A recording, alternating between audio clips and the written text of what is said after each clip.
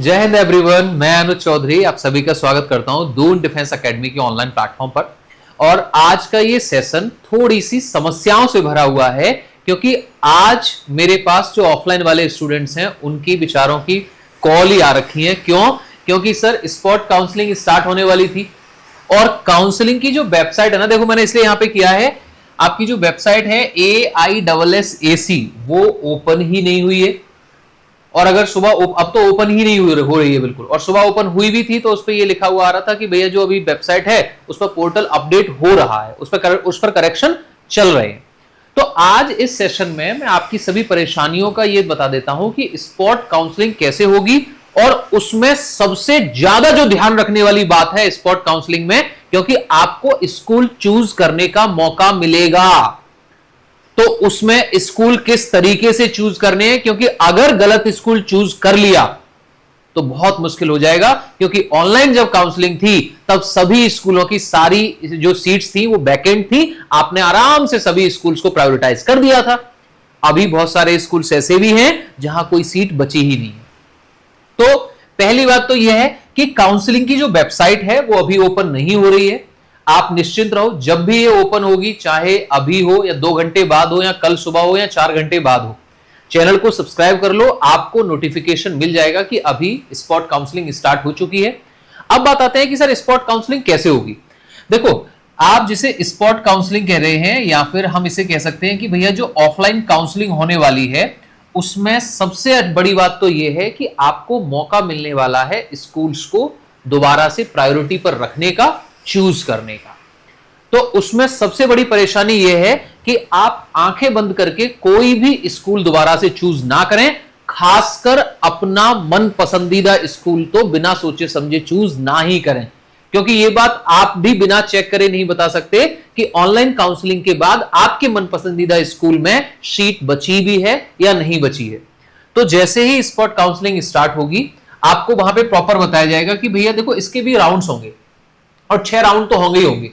कि जो first round होगा ना स्पॉट काउंसलिंग का या ऑफलाइन काउंसलिंग का, उसकी डेट प्रॉपर मिलेगी मतलब, और सभी बच्चों को, लेकिन सबको किसको? जिनका एडमिशन नहीं हुआ है। जिनका एडमिशन हो गया उनके अब कुछ भी नहीं है। जिनका एडमिशन नहीं हुआ है उन सबको मौका मिलेगा स्पॉट काउंसलिंग में अपने लॉगिन क्रेडेंशियल्स के साथ लॉगिन करके स्कूल्स को प्रायोरिटाइज करने का, लिस्ट बनाने का। अगर आपको परेशानी है, नहीं आ रहा, तो आप इस वीडियो के कमेंट सेक्शन में बता देना कि सर हमें नहीं पता कैसे चूज करना है, मैं हेल्प करूंगा। लेकिन आप स्पॉट काउंसलिंग में स्कूल्स को चूज करने से पहले काउंसलिंग की वेबसाइट पर ही जो सीट मैट्रिक्स है वो एक बार जरूर चेक कर लेना, क्योंकि पता लग रहा है आपने कोई 3 ऐसे स्कूल्स फर्स्ट, सेकंड और थर्ड पर रख दिए जिनकी सारी सीट्स क्लास 6 या क्लास 9 की ऑनलाइन काउंसलिंग में ही फिल हो चुकी हैं।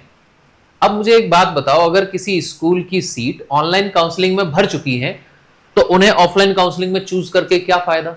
तो आपको काउंसलिंग की वेबसाइट से सभी स्कूल्स की जो सीट मैट्रिक्स अभी आएगी कि कितनी भर चुकी है, कितनी रह गई हैं, उनको चेक करना है।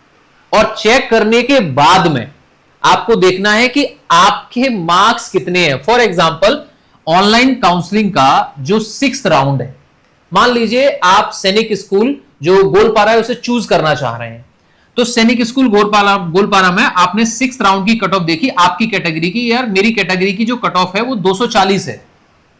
अब 240 में से 2 बच्चे इसी को फिल करना चाहते हैं। एक बच्चे के मार्क्स तो हैं 220 और दूसरे बच्चे के मार्क्स हैं 238। ऑफलाइन काउंसलिंग में किसके एडमिशन होने की चांसेस ज्यादा हैं? इस वाले की ना। तो आपको काउंसलिंग की वेबसाइट से स्कूल्स को चूज करने से पहले उसकी सीट्स देखनी है, कहां स्कूल्स में कितनी सीटें रह गई हैं। जिसकी सारी सीटें फिल हो चुकी हैं, चाहे 6 हो चाहे 9 हो, उसे तो मतलब सबसे लास्ट में डाल देना, उसका तो कोई काम है ही नहीं। और न्यू सैनिक स्कूल्स में भी ऐसे ही करना है आपको। और वो स्कूल, उस स्कूल्स को उस गवर्नमेंट स्कूल को सबसे टॉप पर रखिएगा जिसकी 6th राउंड की जो कट ऑफ है उसको चेक करके, उसके बाद में कितनी सीट बची है वो उसको चेक करके, और आपके मार्क्स, कौन सा स्कूल ऐसा है जो आपके मार्क्स से और उसके 6th राउंड की कट ऑफ में बहुत कम गैप है। ऐसा करने के बाद स्कूल्स को चूज करना है।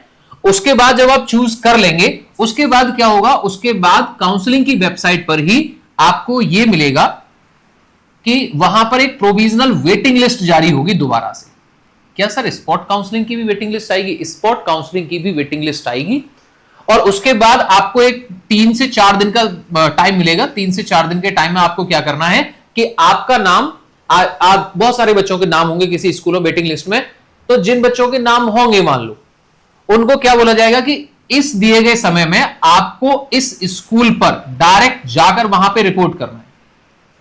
वहां रिपोर्ट करेंगे, उसके बाद डॉक्यूमेंटेशन होगा, उसके बाद जो फीस वगैरह है, जो डिमांड ड्राफ्ट वो भरवाएंगे 1995 का जो भी है, उसके बाद ही फिर पूरे उसी प्रोसीजर से आपको गुजरना होगा और वहां पे आपका एडमिशन होगा। क्या स्पॉट काउंसलिंग में ऑफलाइन के एडमिशन होंगे? जो बच्चों हैं उनके गवर्नमेंट सैनिक स्कूल में एडमिशन होंगे? बिल्कुल होंगे। स्पॉट काउंसलिंग के थ्रू गवर्नमेंट सैनिक स्कूल में भी एडमिशन होंगे।